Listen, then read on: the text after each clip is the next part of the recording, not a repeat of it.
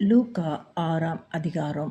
பஸ்கா பண்டிகையின் 2ஆம் நாளைக்கு பின்வந்த முதலாம் ஓய்வு நாளிலே அவர் பயிர் வழியே நடந்து போகையில் அவருடைய சீஷர்கள் கதிர்களைக் கொய்து கைகளினால் நிமிட்டி தின்றார்கள். பரிசேயரில் சிலர் அவர்களை நோக்கி, ஓய்வு நாளில் செய்யத்தகாததை நீங்கள் ஏன் செய்கிறீர்கள் என்று கேட்டார்கள். இயேசு அவர்களுக்கு பிரதியுத்தரமாக, தாவீதும் அவனோடு இருந்தவர்களும் பசியாயிருந்தபோது செய்ததை நீங்கள் வாசிக்கவில்லையா?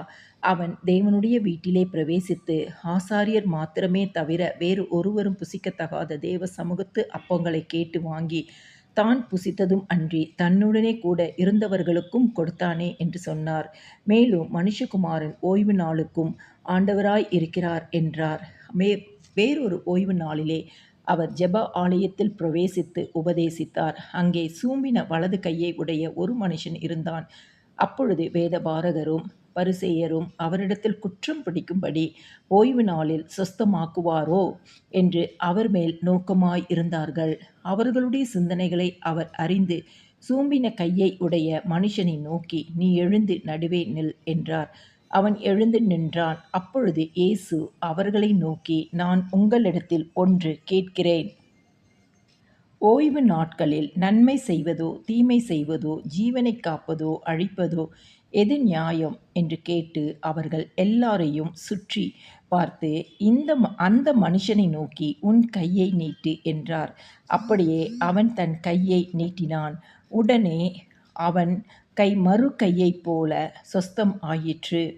அவர்களோ மூர்க்க வெறி கொண்டு இயேசுவை என்ன செய்யலாம் என்று ஒருவரோடு ஒருவர் ஆலோசித்தார்கள். அந்நாட்களிலே அவர் ஜெபம் பண்ணும்படி ஒரு மலையின் மேல் ஏறி முழுவதும் தேவனை நோக்கி ஜெபம் பண்ணிக்கொண்டு இருந்தார். பொழுது விடிந்தபோது அவர் தம்முடைய சீஷர்களை வரவழைத்து அவர்களில் 12 பேரை தெரிந்து கொண்டு அவர்களுக்கு அப்போஸ்தலர் என்று பெயரிட்டார். அவர்கள் யார் எனில், பேதுரு என்று தாம் பெயரிட்ட சீமோன், அவன் சகோதரனாகிய அந்திரேயா, யாக்கோபு, யோவான், பிலிப்பு, பர்த்தொலோமேயு, மத்தேயு, தோமா, அல்பேயுவின் குமாரனாகிய யாக்கோபு, செலோத்தே எனப்பட்ட சீமோன், யாக்கோபின் சகோதரனாகிய யூதா, துரோகியான யூதாஸ்காரியோத்து என்பவர்களே. பின்பு அவர் அவர்களுடனே கூட இறங்கி சமானான ஒரு இடத்திலே நின்றார்.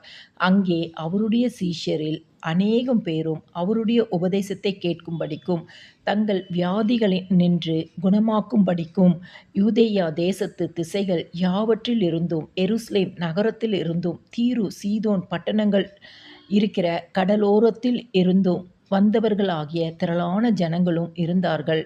அசுத்த ஆவிகளால் வாதிக்கப்பட்டவர்களும் வந்து ஆரோக்கியமடைந்தார்கள்.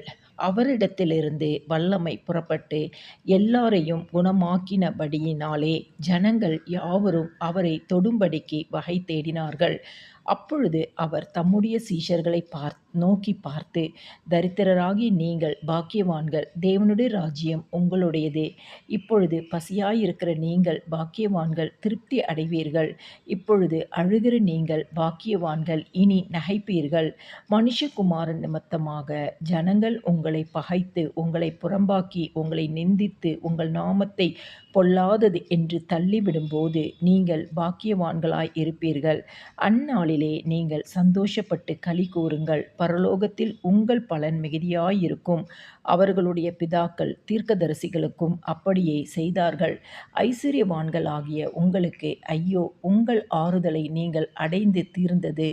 திருப்தி உள்ளவர்களாயிருக்கிற உங்களுக்கு ஐயோ, பசியாயிருப்பீர்கள். இப்பொழுது நகைக்கிற உங்களுக்கு ஐயோ, இனி துக்கப்பட்டு அழுவீர்கள். எல்லா மனுஷரும் உங்களை குறித்து புகழ்ச்சியாய் பேசும்போது உங்களுக்கு ஐயோ, அவர்கள் பிதாக்கள் கள்ள தீர்க்கதரிசிகளுக்கும் அப்படியே செய்தார்கள். எனக்கு செவி கொடுக்கிற உங்களுக்கு நான் சொல்லுகிறேன், உங்கள் சத்துருக்களை சிநேகியுங்கள், உங்களை பகைக்கிறவர்களுக்கு நன்மை செய்யுங்கள், உங்களை சபிக்கிறவர்களை ஆசீர்வதியுங்கள், உங்களை நிந்திக்கிறவர்களுக்கு ஜெபம் பண்ணுங்கள்.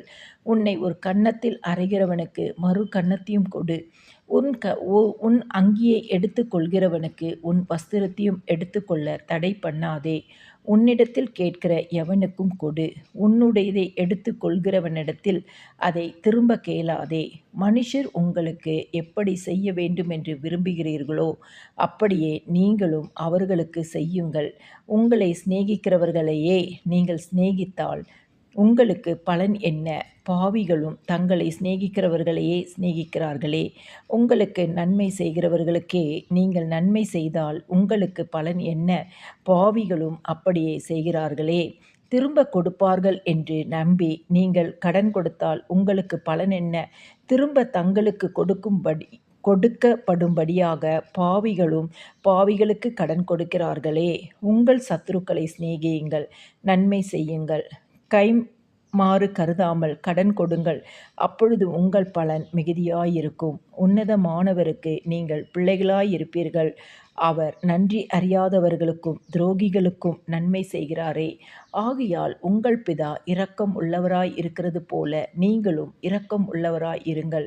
மற்றவர்களைக் குற்றவாளிகள் என்று தீர்க்காதிருங்கள். அப்பொழுது நீங்களும் குற்றவாளிகள் என்று தீர்க்கப்படாதிருப்பீர்கள். மற்றவர்களை ஆக்கினைக்குள்ளாகும்படி தீர்க்காதிருங்கள். அப்பொழுது நீங்களும் ஆக்கினைக்குள்ளாகத் தீர்க்கப்படாதிருப்பீர்கள். விடுதலை பண்ணுங்கள், அப்பொழுது நீங்களும் விடுதலை பண்ணப்படுவீர்கள். கொடுங்கள், அப்பொழுது உங்களுக்குக் கொடுக்கப்படும். அமுக்கிக் குலுக்கிச் சரிந்து விழும்படி நன்றாய் அளந்து உங்க மடியிலே போடுவார்கள். நீங்கள் எந்த அளவினால் அளக்கிறீர்களோ அந்த அளவினால் உங்களுக்கும் அளக்கப்படும் என்றார். பின்னும் அவர் ஒரு உவமையை அவர்களுக்குச் சொன்னார். குருடனுக்குக் குருடன் வழிகாட்டக் கூடுமோ? இருவரும் பள்ளத்தில் விழுவார்கள் அல்லவோ? சீஷன் தன் குருவுக்கு மேற்பட்டவன் அல்ல. தேறினவன் எவனும் தன் குருவைப் போலிருப்பான். நீ உன் கண்ணில் இருக்கிற உத்திரத்தை உணராமல் உன் சகோதரன் கண்ணில் இருக்கிற துரும்பைப் பார்க்கிறது என்ன? அல்லது நீ உன் கண்ணில் இருக்கிற உத்திரத்தை உணராமல் உன் சகோதரனை நோக்கி, சகோதரனே, நான் உன் கண்ணில் இருக்கிற துரும்பை எடுத்துப் போடட்டும் என்று நீ சொல்வது எப்படி? மாயக்காரனே, முன்பு உன் கண்ணில் இருக்கிற உத்திரத்தை எடுத்துப் போடு, பின்பு உன் சகோதரன் கண்ணில் இருக்கிற துரும்பை எடுத்துப் போட வகை பார்ப்பாய். நல்ல மரம் ஆனது கெட்ட கனி கொடாது, கெட்ட மரம் ஆனது நல்ல கனி கொடாது. அந்தந்த மரம் அதன் தன் கனியினால் அறியப்படும். முட்செடிகளில் அத்திப்பழங்களைப் பறிக்கிறதுமில்லை, நெருஞ்சிச் செடியில் திராட்சைப் பழங்களைப் பறிக்கிறதும் இல்லை. நல்ல மனுஷன் தன் இருதயமாகிய நல்ல பொக்கிஷத்திலிருந்து நல்லதை எடுத்துக் காட்டுகிறான். பொல்லாத மனுஷன் தன் இருதயமாகிய பொல்லாத பொக்கிஷத்திலிருந்து பொல்லாததை எடுத்துக் காட்டுகிறான். இருதயத்தின் நிறைவினால் அவன் அவன் வாய் பேசும். என்னை ஆண்டவரே, ஆண்டவரே என்று நீங்கள் சொல்லியும் நான் சொல்லுகிறபடி நீங்கள் செய்யாமற் போகிறதென்ன? என்னிடத்தில் வந்து என் வார்த்தைகளைக் கேட்டு அவைகளின்படி செய்கிறவன் யாருக்கு ஒப்பாயிருக்கிறான் என்று உங்களுக்குக் காண்பிப்பேன். ஆழமாய்த் தோன்றி கற்பாறையின் மேல் அஸ்திபாரம் போட்டு வீடு கட்டுகிற மனுஷனுக்கு ஒப்பாய் இருக்கிறான். பெருவெள்ளம் வந்து நீரோட்டம் அந்த வீட்டின் மேல் மோதியும் அதை அசைக்கக் கூடாமற் போயிற்று. ஏனென்றால் அது கன்மலையின் மேல் அஸ்திபாரம் போடப்பட்டிருந்தது. என் வார்த்தைகளைக் கேட்டும் அவைகளின்படி செய்யாதவனோ அஸ்திபாரம் இல்லாமல் மண்ணின் மேல் வீடு கட்டினவனுக்கு ஒப்பாய் இருக்கிறான். நீரோட்டம் அதின்மேல் மோதினவுடனே அது விழுந்து முழுவதும் அழிந்தது என்றார்.